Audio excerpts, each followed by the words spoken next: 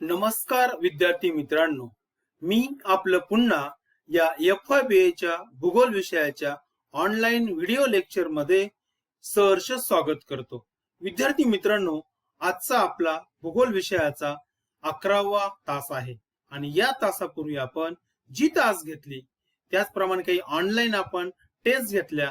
यामध्ये आपल्याला भूगोलातील अनेक घटक त्या ठिकाणी समजले आहे, त्यावर आपण परीक्षा घेतल्या। विद्यार्थी मित्रांनो, आपलं हे जे प्रकरण क्रमांक 2 चालू आहे, यामध्ये आपण या प्रकरणामध्ये वेगनरचा खंडवहन सिद्धांत जो आहे त्याच्यावर आपण चर्चा करतो आहोत। या वेगनरचा खंडवहन सिद्धांत आपण या पूर्वीच्या तासामध्ये आपण वेगनरचा खंडवहन सिद्धांताची पार्श्वभूमी आपण समजून घेतली, प्रत्यक्ष सिद्धांत काय आहे तो समजून घेतला। आज आपल्याला या सिद्धांताचं वेगनरच्या भूखंडवहन सिद्धांताचं दुसरा भाग आहे। या आजच्या 11व्या व्याख्यानामध्ये आपण वेगनरचा जो भूखंडवहन सिद्धांत आहे त्याचं विशेषतः त्याने जे पुरावे दिले, आपला सिद्धांत जगप्रसिद्ध सिद्धांत स्पष्ट करण्यासाठी, आपलं मत त्यांनी स्पष्ट करण्यासाठी, जगाला पटवून देण्यासाठी जी वेगवेगळे पुरावे दिले त्या पुराव्यावर आज आपण विद्यार्थी मित्रांनो चर्चा करणार आहोत। आणि मला खात्री आहे की या सर्व पुरावे आपल्याला ऐकल्यानंतर, त्याच्यावर विचार केल्यावर तुम्हाला सुद्धा असं वाटेल की वेगनरने सांगितलं सिद्धांत बऱ्याच अंशी सत्य होता आणि आहे। चला तर मग आपण याची पुरावे बघूया की वेगनरने जो खंडवहन सिद्धांत सांगितला की त्याच्यामध्ये त्याने सांगितलं आजची ही जी स्थिती आहे, ही आजची स्थिती आज जरी तयार झाली तरी मात्र या अशी स्थिती निर्माण होण्यासाठी पॅंजिया असेल, पॅंजियाचे विभाजन होऊन त्यापासून लॉरेन्सिया असेल, गोंडवाना लँड असेल किंवा परत विभाजन झालं, त्यापासून आजचे हे जे 7 खंड आहे त्याच्यामध्ये उत्तर अमेरिका असेल, दक्षिण अमेरिका असेल, युरोप असेल, आशिया असेल, आफ्रिका खंड असेल, ऑस्ट्रेलिया असेल किंवा अंटार्क्टिका खंड असेल, या अनेक खंड आणि जी सागर आहेत किंवा वेगवेगळ्या प्रकारचे वली पर्वत आहेत, त्याच्यामध्ये रॉकीज असेल, अँड्रीज असेल, आल्प्स असेल किंवा इतर जे असेल त्या ठिकाणी हिमालय असेल, या सारख्या किंवा अटलांटिक महासागर असेल, तेसीस महासागरापासून तयार झालेले हिंदी महासागर, ही सर्व सागर तयार झाले। ही तयार होण्याला अनेक दशलक्ष वर्ष लागले विद्यार्थी मित्रांनो। आणि आपण जो मागच्या तासात जो सिद्धांत बघितला त्याच्यावर वेगनरने आपलं मत स्पष्ट करण्यासाठी त्याचे पुरावे कोण दिले त्याची आजच्या तासात आपण चर्चा करूया। पहिला जो पुरावा दिला, अत्यंत महत्वाचा पुरावा दिला विद्यार्थी मित्रांनो, तो म्हणजे भौगोलिक पुरावा। भौगोलिक पुरावे त्याने दिले। आणि याच्यामध्ये भौगोलिक पुरावे म्हणजे काय की वेगनरने असं सांगितलं की ज्या वेळेला जगामध्ये आज जी वेगळे महाखंड आहे, ही खंड जर आपण एकत्र आणली तर परत त्यापासून एक पॅंजिया सारखा महाविशाल असा भूखंड तयार होईल। आणि म्हणून त्यातली काही त्यांनी दिली, बघा त्यांनी जवळचे काही खंड एकत्र आणली आणि ती खंड म्हणजे पहिलं त्यांनी सांगितलं की दक्षिण अमेरिकेतील ब्राझीलची जी पूर्व किनारपट्टी आहे व आफ्रिकेची पश्चिम किनारपट्टी जी गिनीच्या किनाऱ्याजवळ आहे, हे जर एकमेकाच्या जवळ आणली तर ती तंतोतंत जुळतात। बघा मित्रांनो, या आकृतीमध्ये हा दक्षिण अमेरिकेचा भाग आहे, हा ब्राझीलचा भाग आहे आणि या ठिकाणी आफ्रिकेचा न्यू गिनीचा भाग आहे। हे दोन्ही बघा एकत्र आणले तर या दोघांमध्ये या ठिकाणी ही दोघं मॅच होतात, तंतोतंत मिळतात त्या ठिकाणी। जरी याच्यामध्ये थोडस इकडे गॅप आहे तरी मात्र की हे सहज शक्य नाही। नक्कीच पूर्वीच्या काळामध्ये हा एक भाग असला पाहिजे आणि या ठिकाणी याचं विभाजन होऊन हे 2 भूखंड तयार झाले आहेत। आणि म्हणून पहिलं उदाहरण दिलं, पहिला पुरावा दिला त्यांनी की ब्राझील आणि आफ्रिका ब्राझीलची पूर्व किनारपट्टी की जे या ठिकाणी आहे आणि आफ्रिकेची पश्चिम किनारपट्टी जी या ठिकाणी आहे, हे दोघं एकमेकांमध्ये तंतोतंत बसतात। हा पहिला पुरावा दिला। अशाच प्रकारे जगामध्ये अनेक ठिकाणचे जवळचे 2 भूखंड जवळ आणले, 2 प्रदेश जवळ आणले तर अशाच प्रकारे ते एकमेकाच्या जवळ तंतोतंत मिळतात त्या ठिकाणी। यातील आधीन काही उदाहरण त्यांनी दिले की अटलांटिक महासागराचा पूर्व आणि पश्चिम किनारा हे दोन्ही जर एकत्र आणली, याही मध्ये अशा प्रकारचे त्या ठिकाणी ते जुळतात त्या ठिकाणी, हे एक उदाहरण दिलं। याप्रमाणे ग्रीनलँड आणि पूर्व कॅनडा हे जर एकत्र आणलं तर याही ठिकाणी ग्रीनलँड असेल आणि पूर्व कॅनडा यांना एकत्र आणलं तर तेही तंतोतंत मिळतात। त्यानंतर पश्चिम बंगाल, भारताचा जो पश्चिम बंगालचा भाग आहे आणि हा जर आपण उत्तर ऑस्ट्रेलिया याच्या जवळ नेला विद्यार्थी मित्रांनो, तो सुद्धा त्या ठिकाणी तंतोतंत मिळतो। या पलीकडे भारताची पश्चिम किनारपट्टी आणि आफ्रिकेची पश्चिम किनारपट्टी ही जर एकत्र आणली, याच्यामध्येही काही ठिकाणी तथ्य आढळतं की ते एकमेकांच्या जवळ मिळतात. त्या ठिकाणी ज्याप्रमाणे इथं आपल्याला दिसतं, अशाच प्रकार स्थिती जगामध्ये ही जी प्रदेश आहे जवळजवळची ती एकत्र आणली तर त्या ठिकाणी आपल्याला भूगोलाच्या दृष्टिकोनातून, त्या प्रदेशाच्या दृष्टिकोनातून साम्यता आढळते. त्यांच्या किनारपट्टी ज्या आहेत, त्यांच्या सीमा ज्या आहेत, ते एकमेकांना तंतोतंत बसतात. अशा प्रकारचा प्रत्यक्ष पुरावे वेगनरने आपल्या सिद्धांतामध्ये दिले. याच्यामध्ये बघा की या ठिकाणी आफ्रिका खंड असेल, दक्षिण अमेरिका असेल, अंटार्क्टिका खंड असेल, भारत असेल, ऑस्ट्रेलिया असेल, बघा ही जवळ आणली तर त्यांच्या सीमा ज्या आहेत त्या एकमेकांच्या जवळ तंतोतंत मिळतात. आणि या जर अजून जवळ आणल्या तर यापासून एक मोठा महाखंड असा तयार होईल. म्हणून या सर्व पुराव्याद्वारे वेगनरला एकच सांगायचं होतं की ही सर्व भूखंड पूर्वीच्या काळी एकाच भूखंडाचे भाग होते आणि म्हणून त्याचं विभाजन झालं, त्याचं विखंडन झालं, वेगवेगळ्या कारणामुळे ते एकमेकांपासून वाहत गेले. म्हणून त्यांना जर आपण परत जवळ आणलं, त्यापासून परत एक महाखंड, एक खंड तयार होईल, भूखंड तयार होईल. म्हणून त्यांनी ही बघा ही सर्व जी प्रदेश आहे, जी खंड आहेत, ती जवळजवळ आणून त्यांनी आपल्या भौगोलिक पुराव्याद्वारे ही एकच होती हे सांगायचा प्रयत्न त्यांनी केला. म्हणून याच्यामध्ये तथ्य आहे विद्यार्थी मित्रांनो की बघा आपण नजर टाकली याच्यावर तर आपल्या सहज लक्षात येईल की याच्यामध्ये बघा की या किनारा असेल, हा प्रदेश असेल, हा प्रदेश असेल, हा इकडे ऑस्ट्रेलिया असेल, या सर्व सीमा एकत्र आणल्यावर एकमेकांना तंतोतंत बसतात. म्हणून याच्यामध्ये तथ्य आहे. हा झाला पहिला पुरावा. दुसरा पुरावा त्यांनी भूगर्भशास्त्रीय दृष्ट्या, जिओलॉजिकल दृष्ट्या त्यांनी पुरावे दिले. आता याच्यामध्ये त्यांनी काय सांगितलं वेगनरने की खडक रचना. आता खडक रचना पूर्वीच्या काळी ही सर्व एका ठिकाणी असल्यामुळं त्यांची जडणघडण सारखी झाली. त्याच्यामुळे त्याची भूअंतर्गत रचना, त्याची वैशिष्ट्य ही सुद्धा सारखी होती विद्यार्थी मित्रांनो. मग अटलांटिक महासागराचे पूर्व आणि पश्चिम किनारपट्टी, हा जो अटलांटिक महासागर आहे पूर्व किनारपट्टी आणि पश्चिम किनारपट्टी, पश्चिम आणि पूर्व किनारपट्टी जर एकत्र आणली तर त्या दोन्ही ठिकाणी ही जी खडक आहे या ठिकाणी आणि इथं जी खडक आहे विद्यार्थी मित्रांनो, या खडकांचं वय बघितलं, त्याचे गुणधर्म बघितली तर असं दिसतं की सुमारे 14 कोटी वर्षापूर्वी या खडकांची निर्मिती एकाच वेळी झाली. आणि म्हणून त्या दोन्ही भागामध्ये जी खडक आहे त्यांचे गुणधर्म, त्या खडकाचं वय याच्यामध्ये तथ्य असतं. आणि कधी शक्य होईल, जेव्हा त्यांची उत्पत्ती एकाच वेळेला झाली, एकाच ठिकाणी झाली, तिथलं हवामान असेल, तिथली परिस्थिती असेल ती सारखी होती, वातावरण असेल, तिथलं पर्यावरण असेल ते सारखं होतं. म्हणून निर्मितीच्या काळात आज या दोघांमध्ये प्रचंड किलोमीटरचा त्या ठिकाणी अंतर आहे, तरी सुद्धा दोन्ही ठिकाणी जे खडक आहे अटलांटिक महासागराच्या पूर्व आणि पश्चिम किनारपट्टी, त्या खडकांचं वय असेल, तिथले मूलद्रव्य असेल, त्यांची रचना असेल, हे सर्व मध्ये साम्य आहे. म्हणून हा सिद्धांतामध्ये त्यांनी पुरावा दिला की पूर्वीच्या काळी हे सर्व प्रदेश एकत्र होती. म्हणून त्या ठिकाणचं खडक असेल, त्याचं वय असेल, त्याच्या गुणधर्मामध्ये तथ्य आढळतात. म्हणून खडकांच्या बाबतीमध्ये हा पहिला पुरावा त्याने आपल्या भूगर्भशास्त्रीय दृष्ट्या दिला. याच्यानंतर दुसरा पुरावा दिला की त्याने असं सांगितलं की विशेषतः या ठिकाणी आफ्रिका आणि दक्षिण अमेरिका, म्हणजे हा जो आफ्रिकेचा भाग आहे, हा आफ्रिकेचा भाग आणि दक्षिण अमेरिकेचा भाग या ठिकाणची भूगर्भ रचना सारखी आहे. आणि म्हणून या दोन्ही ठिकाणी तुम्हाला हिऱ्याच्या खाणी प्रचंड प्रमाणात. आता हिऱ्यांची इथेही परत हेच कारण सांगितलं त्यानं की पूर्वीच्या काळी एकत्र असल्यामुळे त्या ठिकाणी जडणघडण होत असताना दोन्ही ठिकाणी भूअंतर्गत भागामध्ये कच्चं हिरं प्रचंड प्रमाणामध्ये आहे. आणि आज जरी ते एकमेकांपासून दूर अंतरावर गेले, वाहत गेले, तरी मात्र हिऱ्याच्या खाणी इथंही त्या ठिकाणी, म्हणजे दक्षिण आफ्रिकेत असेल किंवा दक्षिण अमेरिकेत असेल, या दोन्ही ठिकाणी, या ठिकाणी आणि इथे हिऱ्याच्या खाणी प्रचंड प्रमाणात आढळतात. त्याच्यामुळे साम्य का आहे, कारण दोन्ही प्रदेश पूर्वी काही कोटी वर्षापूर्वी एकाच ठिकाणी होते. म्हणून हे एक दुसरं अत्यंत महत्वाचं त्यांनी पुरावा दिला.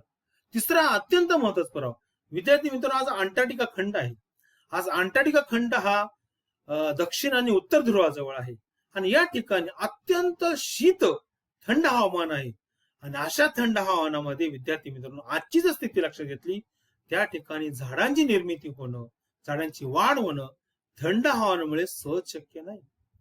कारण या ठिकाणी दगडी कोळसा आढळतो आणि दगडी कोळसाची निर्मिती होण्यासाठी दोन गोष्टी महत्वाच्या. एक म्हणजे त्या ठिकाणी प्रचंड प्रमाणामध्ये अरण्य भूपृष्ठाच्या खाली गाडले गेले पाहिजेत आणि त्याच्यानंतर त्याच्यावर प्रचंड दाब तयार झाला पाहिजे, त्याच्यापासून दगडी कोळसा तयार होतो. आणि दगडी कोळशाची निर्मिती जर आज अंटार्क्टिका खंडामध्ये आढळते. त्या ठिकाणी अनेक संशोधनातून असं लक्षात आलं की अनेक ठिकाणी दगडी कोळशाची खाणी आहे. पण विद्यार्थी मित्रांनो, आजचं हवामान जर बघितलं त्या ठिकाणी, तर हे हवामान त्या ठिकाणी दगडी कोळशाच्या निर्मितीसाठी, त्या ठिकाणी झाडांची प्रचंड प्रमाणात मोठी जंगल तयार होण्यासाठी अनुकूल नाही.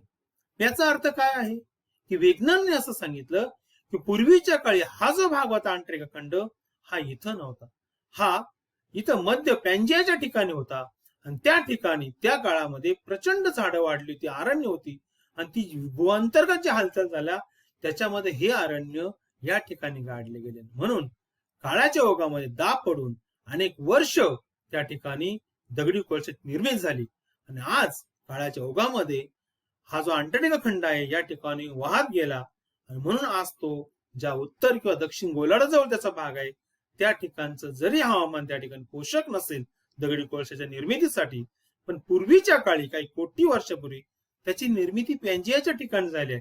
म्हणून त्या दगडी कोळसा आज या ठिकाणी. म्हणून हा सुद्धा अत्यंत महत्वाचा पुरावा वेगनरने आपल्या खंडवंश सिद्धांतामध्ये दिला. म्हणून आपल्याला भूगर्भशास्त्रीय पुरावे या खंडाला, या वेगनरच्या भूखंडवंश सिद्धांताला पुष्टी देणार आहेत. पुरावे अत्यंत महत्वाचे पुरावे मानले जातात. त्यानंतर याच्या पलीकडे अजून वेगनरने आपल्या सिद्धांतामध्ये पुरावे दिले, जीवशास्त्रीय पुरावे. आता विद्यार्थी मित्रांनो, जीवशास्त्रीय पुरावे खूप महत्वाचे आहेत. ज्याप्रमाणे आपण दगडी कोळशाच्या बाबतीत विचार केला, तोच विचार आपल्याला प्राण्यांच्या बाबतीमध्ये, वनस्पतीच्या बाबतीमध्ये करायचा. आता लेमिंग्स नावाचा हा जो सस्तन प्राणी आहे, विद्यार्थी मित्रांनो, आज हा प्राणी त्या ठिकाणी आढळत नाही जास्त, पण कमी आढळतो. परंतु स्कॅन्डिनेव्हिया हे जे बेट आहे, या बेटामध्ये अलीकडच्या काळामध्ये संशोधन झालं किंवा वेगनरने सुद्धा आपल्या संशोधनामध्ये याचा उल्लेख केला आहे की हा जो प्राणी आहे, सस्तन प्राणी, हा या ठिकाणी जे आपण त्या ठिकाणी स्कॅन्डिनेव्हिया किंवा युरोपचा जो पश्चिम भाग आहे, या ठिकाणी या प्राण्यांची संख्या प्रचंड आहे. परंतु म्हणजे आपण म्हणूया की प्राचीन काळापासून किंवा एक पूर्व परंपरागत त्यांच्यामध्ये एक वृत्ती आहे की ज्या वेळेला 15 ते 20 वर्षांनी या प्राण्यांची संख्या वाढते, त्यावेळेला ते पूर्व गुणधर्मानुसार त्या ठिकाणी ते पश्चिमेकडे जातात. आणि पश्चिमेकडे जाताना त्या ठिकाणी प्रचंड प्रमाणामध्ये महासागर आहे, अटलांटिक महासागर आहे. आणि याच्यामध्ये अंतर खूप आहे. परंतु त्यांना पूर्व परंपरागत पश्चिमेकडे ज्या वेळेला त्यांची संख्या वाढते त्यावेळेला ते स्थलांतर करतात, अन्नाच्या शोधासाठी ते स्थलांतर करतात. त्या ठिकाणी प्रचंड लोकसंख्या वाढल्यामुळे तिथं अन्नाचा तुटवडा निर्माण होतो आणि अन्नाचा शोध घेण्यासाठी ते पश्चिमेकडे जातात. पण त्या ठिकाणी प्रचंड त्या ठिकाणी महासागर आहे. म्हणून ते पश्चिमेकडे जात असताना हे प्राणी जे आहेत, लेमिंग्स, हे प्राणी त्या ठिकाणी मरतात. आणि म्हणून या ठिकाणी मोठ्या प्रमाणामध्ये या अटलांटिक महासागराच्या तळावर या प्राण्यांची औषध प्रचंड प्रमाणामध्ये सापडतात.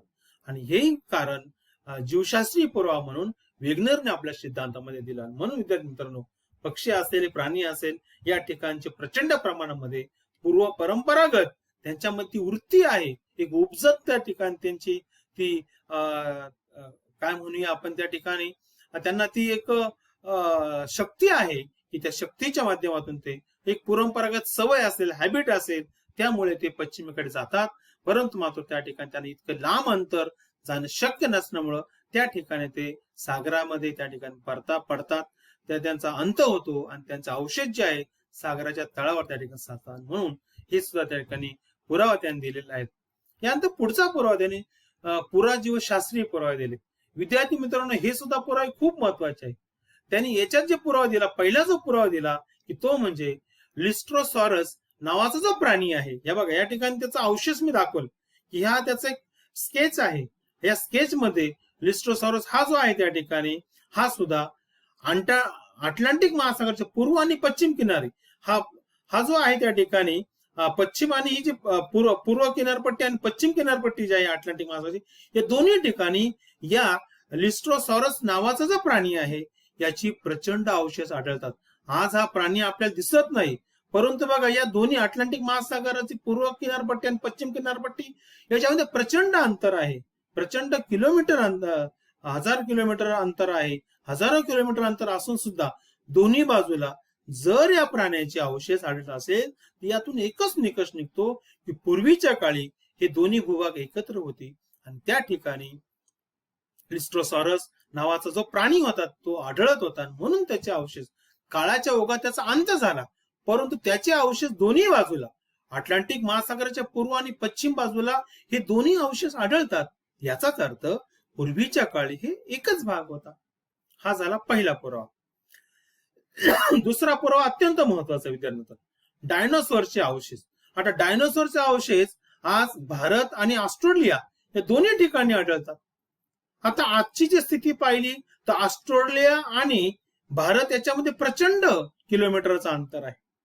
आज दोन्ही ठिकाणचं वातावरण वेगळं आहे, दोन्ही ठिकाणची परिस्थिती वेगळी आहे, पण तरी सुद्धा आज डायनोसॉरचे वेगवेगळे हाडं असतील, त्याचे अंडे असतील किंवा वेगवेगळ्या प्रकारचे भूभाग, त्याचे अवशेष, भू अवशेष त्या ठिकाणी आपल्याला आढळतात.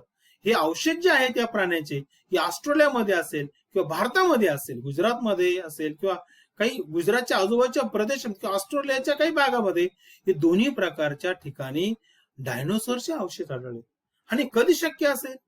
ज्या वेळेला ऑस्ट्रेलिया आणि भारत एकाच ठिकाणी होते आणि त्या काळामध्ये काही कोटी वर्षापूर्वी डायनोसॉर या ठिकाणी अस्तित्वात होता आणि म्हणून त्याचा अंत झाल्यानंतर त्याचे अवशेष या दोन्ही ठिकाणात. म्हणून हे सहजासहजी शक्य नाही विद्यार्थी मित्रांनो. आपल्याला मान्य करावं लागेल की पूर्वीच्या काळी ऑस्ट्रेलिया असेल, भारत असेल, हे एकाच ठिकाणी होते आणि म्हणून त्या ठिकाणी डायनोसॉर सारखे महाविशाल प्राणी होते.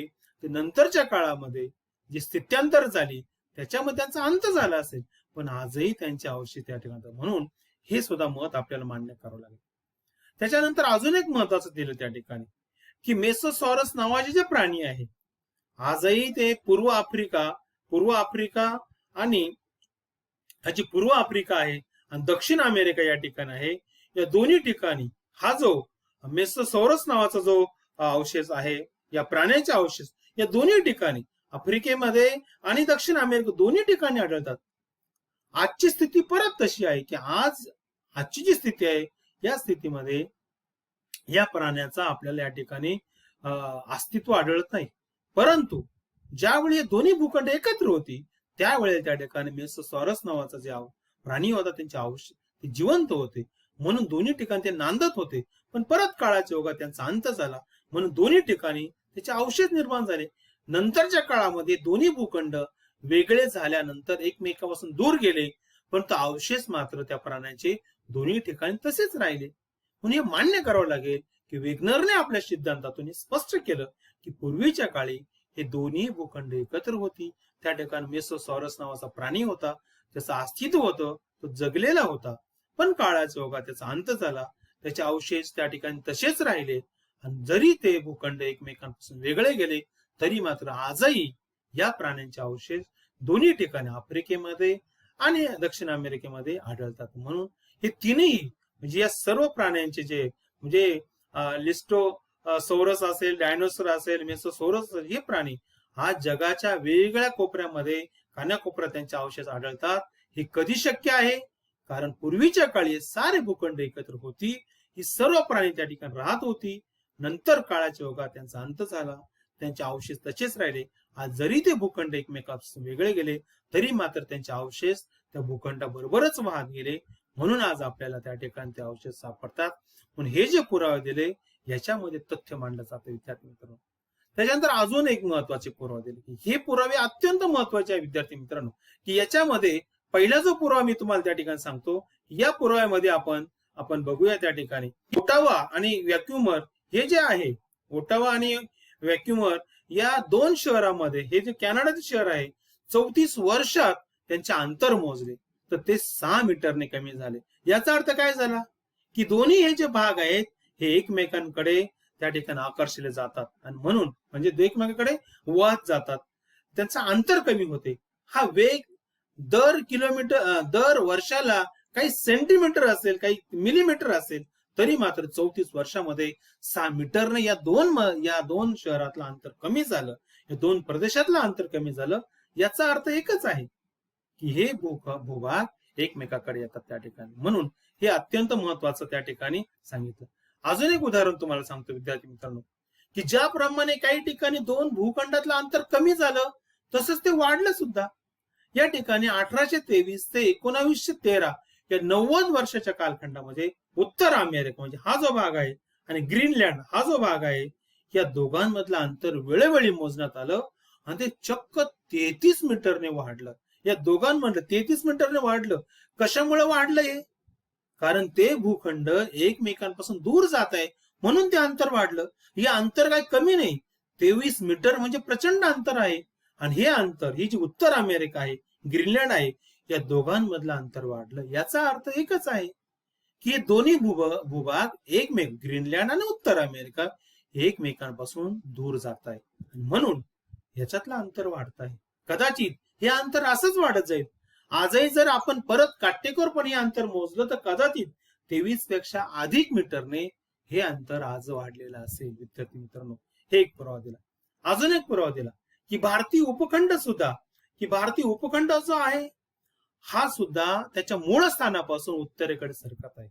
विद्यार्थी मित्रांनो, भारतामध्ये कोयनाचा भूकंप असेल किंवा नंतर भूजचा भूकंप असेल किंवा खिलारीचा भूकंप असेल, या भूकंपाचा ज्या वेळेला अभ्यास झाला त्यावेळेला त्या अभ्यासामध्ये सुद्धा हा एक विचार पुढे आला की भारतीय उपखंड उत्तरेकडे सरकत आहे. उत्तरेकडे हिमालय, काय असा हिमालय आहे, हा अविचल हिमालय आहे आणि त्याला भारतीय उपखंडाचा धक्का लागतो.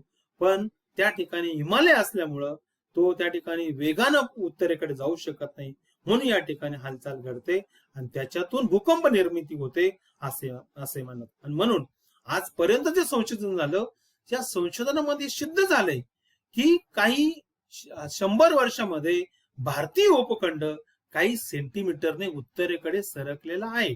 हे तथ्य आहे आणि हे आजकालच्या नवीन संशोधनातून सिद्ध झालंय. म्हणजे सहज शक्य नाही. भारतीय उपखंड सुद्धा पूर्वीच्या काळामध्ये म्हणजे आजच्या स्थानापासून कितीतरी किलोमीटर, काही शेकडो किलोमीटर हा दक्षिणेकडे होता आणि तो आता उत्तरेकडे आहे. कदाचित अजून भविष्यामध्ये तो आणखी उत्तरेकडे गेला तर याच्यात नवल वाटणार नाही.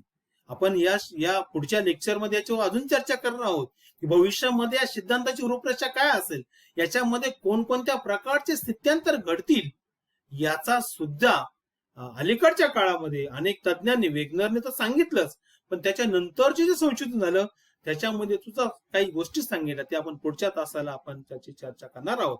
विद्यार्थी मित्रांनो, की हा जो ज्यामितीय पुरावा दिला याच्यामध्ये वेगनरने सांगितलं की आजही अनेक खंड, काही खंड एकमेकाच्या जवळ येत आहे तर काही खंड एकमेकापासून दूर जात आहे. त्याच्यामुळे त्याच्यातलं अंतर काही ठिकाणी कमी होत आहे, काही ठिकाणी जास्त होत आहे. आणि कधी शक्य होईल जर त्या खंडांचं आपल्या मूळ जागेपासून जर वहन झालं, पश्चिमेकडे, पूर्वेकडे, उत्तरेकडे, दक्षिणेकडे कोणत्या तरी बाजूला वहन झालं तरच त्या दोन खंडांमधलं अंतर कमी किंवा जास्त होईल. आणि हे जे पुरावे दिले वेगनरने याच्यातून आपल्याला यावर विश्वास ठेवावा लागेल की आजही या भूखंडांचं वहन होत आहे त्या ठिकाणी. त्याच्यानंतर अजून एक पुरावे दिले, हवामानशास्त्रीय पुरावे दिले. हे सुद्धा पुरावे खूप महत्वाचे आहे विद्यार्थी मित्रांनो. याच्यामध्ये काही गोष्टी मी तुम्हाला त्या ठिकाणी सांगतो. पहिली गोष्ट त्या ठिकाणी मी आपल्या नजरेस आणून देतो की दक्षिण आफ्रिका, ऑस्ट्रेलिया व भारतातील वाळवंटी विशेषतः राजस्थान या सर्व ठिकाणी हिम नदीच्या कार्याचे अवशेष आढळतात. विद्यार्थी मित्रांनो, जे ही बाह्य कारक जे आहेत, नदी असेल, हिम नदी असेल, सागरी लाटा असेल, वारा असेल, भूमिगत पाणी असेल, हे आपल्या वहन कार्यामुळे, खनन कार्यामुळे वेगवेगळे भूरूपे तयार करतात. आणि हिम नदीचं कार्य सुद्धा विशेषतः अंटार्क्टिका खंड असेल, हिमालय असेल, रॉकीज असेल, अँड्रेस असेल, जी उंच पर्वतीय ठिकाण आहेत, आजही या ठिकाणी हिमनद्यांचं अस्तित्व आहे. परंतु मी जो हा उल्लेख करतो या ठिकाणी वेगनरच्या खंडवहन सिद्धांताचा भाग म्हणून दक्षिण आफ्रिका, ऑस्ट्रेलिया आणि भारताचं वाळवंट या तिन्ही ठिकाणची आजची परिस्थिती पाहिली ना विद्यार्थी मित्रांनो, या ठिकाणी हिमनदीचं अस्तित्व आज आपल्याला दिसत नाही. हिम नद्या वाहत नाही. भारताच्या वाळवंटी भागामध्ये, राजस्थानमध्ये प्रचंड प्रमाणामध्ये उष्णता आहे. त्या ठिकाणी नद्या सुद्धा नाहीत जास्त. तिथं हिमनदी कशी वाहील? आणि हिमनदी वाहण्यासाठी हवामान थंड पाहिजे. ऑस्ट्रेलियामध्ये बराचसा भाग वाळवंटी आहे. इथं सुद्धा हिमनद्यांचं अस्तित्व सहज शक्य नाही. आफ्रिका खंडामध्ये स्थिती आहे.